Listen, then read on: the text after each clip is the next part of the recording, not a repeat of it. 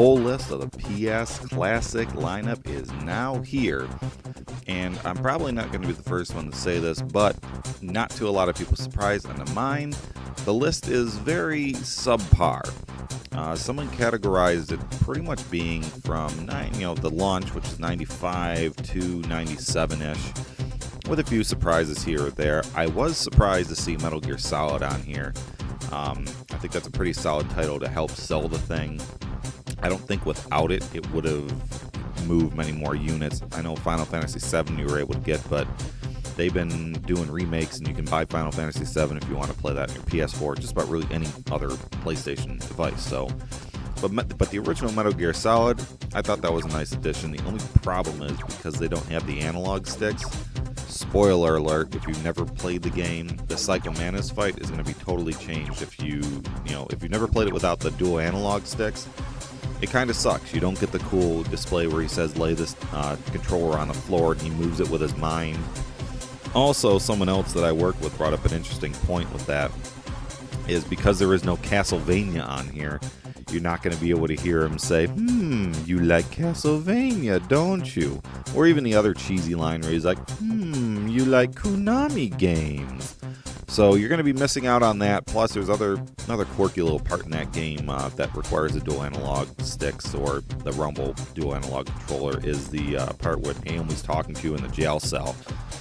She tells you to put your controller up to your arm, and then she gives your arm a little massage.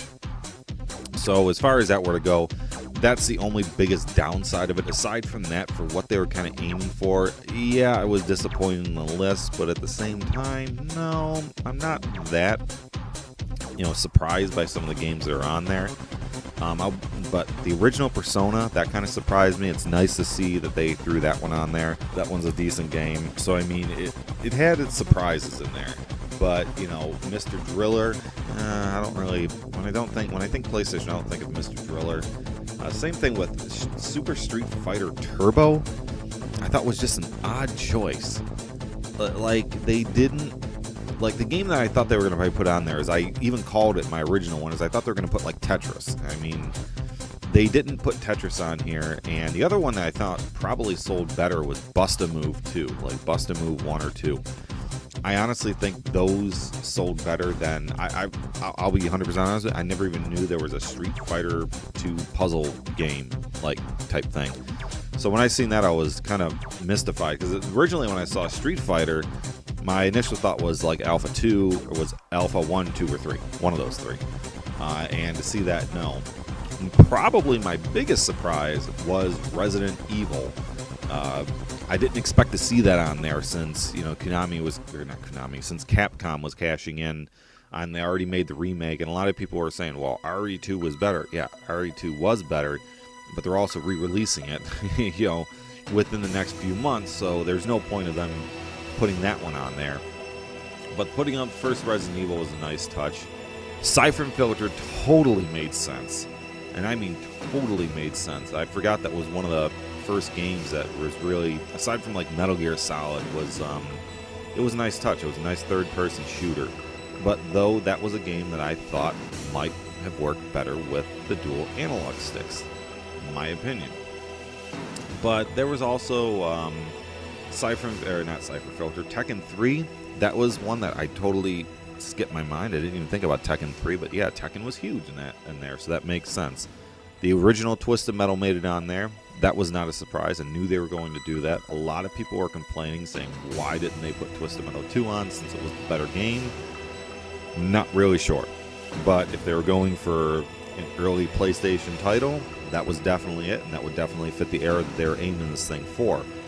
And to point that out, yes, Twisted Metal 2 was the better game. But in all, if you were to really think about what was the classic, that really is the classic. It's kind of what I call a forgotten classic, a forgotten Twisted Metal. Because not too many people I knew actually owned the first one, but almost everybody I knew owned the second one. So it was, it had to start somewhere. And I do remember playing the original Twisted Metal. It wasn't a terrible game from what I can remember, but I know for a fact that that game has not aged at all fairly well, graphically or controller-wise. Metal Gear Solid has aged a little bit better. Siphon Filter has aged slightly better than it, but whew, I'm telling you, the original Twisted Metal, those graphics were just atrocious. But I mean, Rayman wasn't a surprise to me. When I seen that on there, I was like, oh, okay, a nice little platformer, and I do remember Rayman being kind of a thing, and since it did have kind of a somewhat comeback with the Switch remake and all this other stuff that they were releasing for the newer consoles today, the Rayman remake wasn't that all, a big surprise to me.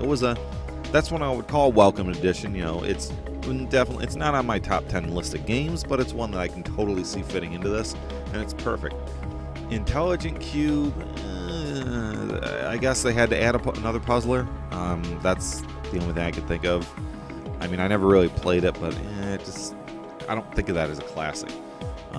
Destruction Derby, which I thought was kind of funny. That's a game that I really never played. I'll be honest with you. The first time to give you a scope of idea of like how much they like GT, I believe it was the developers GT utilized the graphics, was when they released Driver in '99. It was almost the same engine that they used on that game to make that one. So it was innovative for the time and looked cool, but I don't think of that one as necessarily a classic, so to speak. Cool Borders 2. It was odd that they went with Cool Borders 2 and not Cool Borders 1, because going back to, they went with Twisted Metal, but didn't go with Twisted Metal 2, but they went with Cool Borders 2. And it was almost no surprise that they didn't go with Cool Borders 3, even though I think Cool Borders 3 is slightly better than 2. Not by much, but I think it's Cool Borders 3 was slightly better. You were able to do more things, but I don't know why, but they just didn't include that one. Maybe because they just didn't want to include another 989 studio game in there, because they already had one with Siphon Filter, but they didn't decide to include that. Oddworld Abe's Odyssey, that was, after I thought about that, was a no-brainer. I remember that game being everywhere. Did I ever play it? No. I really had no interest in platformer games on the PlayStation for the most part, so I kind of missed out on a lot of platformer games, which when I hear people talk about their lists, saying this is subpar, yeah, it is, but at the same time, if I were to, I'll be honest, I'm probably not going to pick this thing up, but if I were to pick this thing up, it does have some games on there that I've honestly never played before and never really thought about playing, and and if they are really going with a classic, they're going with nostalgia. They got some of the games on there, but some of the other ones I would probably try. I'd probably try Abe's Odyssey. I've heard great things about it. I've just never actually played it. Same thing with Rainbow Six. Now, funny about Rainbow Six is the first time I played that particular version, I played it on the Dreamcast. It was a Dreamcast version, and I absolutely hated it because it wasn't anything like I was expecting. I wasn't expecting a tactical shooter type deal and hostage negotiation. Up until that point, I was accustomed to Metal Gear Solid, where you had to just shoot who you wanted with almost little to no consequence, or any other shooter games for that matter. You just kind of bust in, blow the place up, and that's it. But I remember playing it and never really played it. I own this game. A friend gave me this game, gave me the discs. They gave me the disc to this one, to Tom Clancy, and I never put it in my PlayStation once.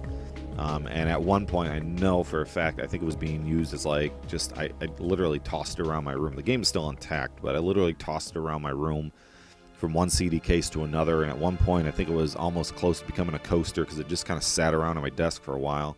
And then I eventually just packed it up, and I don't think it's moved out of the same spot in over probably 12, 13 years. So I've never actually played that one. Obviously, with like I said, I mentioned Raymond, Ridge Racer. As I mentioned before, Ridge Racer is not a bad racing game. I just wish they would have included Gran Turismo. But I mean, a couple of people did bring up the point saying there could have been massive licensing issues. I mean, as it is, that was to go back and try to at least get a small smidget of a detail of licensing. Some of those car companies, I think, are no longer in production or even around anymore. And I think whoever owns them would have to, or owns the name, would have to approve it. And that's the only reason I could think why is the Gran Turismo was not on here. Aside from that, I mean, I really don't. The original Grand Theft Auto, it's just yawn. I didn't. That was one they're trying to say, oh, Grand Theft Auto. It's definitely. if you've ever played the first Grand Theft Auto, it looks atrocious. Even back in the day, it was never really rated great. I think IGN rated it, if you look it up, like a 7 out of 10. I mean, it's not a terrible game, but it's not nothing you'd want to run out and buy, so to speak. So that one, they're kind of putting that one on there, I think, as more of a selling point because the name is hot. Grand Theft Auto 5 kind of blew up. And what's funny is, depending on how old you are listening to me talk about this, if you remember back in, I believe, like 2002 or 2003, after Grand Theft Auto became a really huge sensation with Grand Theft Auto 3 and Grand Theft Auto Vice City, they released there was a 3-disc pack that they released. So it was all 3 of the Grand Theft Autos: Grand Theft Auto 1, Grand Theft Auto 2, and Grand Theft Auto London 1969. And they released it in like a 3-pack for the PS1 for like $40. And I knew those games weren't exactly great because I'd tried them before, and it was just like, I don't like the top-down view. It doesn't go well with me. But I know what they were trying to do. They're cashing in on the name because the name was extremely hot. And, even as a 17, 18-year-old kid, I knew that's the only reason why they were cashing in on it, because the name was extremely hot, and they were thinking that people were like, oh, Grand Theft Auto, gotta buy it. We missed out. You didn't miss out on much. But I think they just kind of added it. But like I said, the original Resident Evil director's cut, that's no surprise. I love how they say director's cut. There is a non-director's cut out there. I honestly don't know too much what the difference is, but I do have a non-director's cut of Resident Evil for my Sega Saturn. Played it a few times. It plays decent on the Saturn, to be honest with you. Rivals, Sony in terms of a few things, but not by much. But that's just all. And Battle Arena, I'll be honest with you, I never even heard of that fucking game. That is one game I looked and said, what the fuck? I'd heard of every other game at some point or another. Battle Arena, Trosho Hinin, I can't even fucking pronounce it. I don't know where the fuck they dug that game up from, but they didn't add it on the list. Notable mention, on the Japanese version, they did get Parasite Eve, but we were gypped out of it on the American version. Not really sure why that is, but we got gypped out on the American version for some other game. But that's probably about the only noticeable gyp that I know of. If you live over in Europe and you got a different list than we did, please let us know. I love comparing game lists, to see which regions got what other games. And from what I've heard, at least Japan, they got a whole almost different games. Like there's almost like none that are really similar, except for like the main 5 they first announced. And the same thing with Europe. If you have a completely different list, drop them in. I'm curious to see what other regions got. And as far as that, thanks for watching.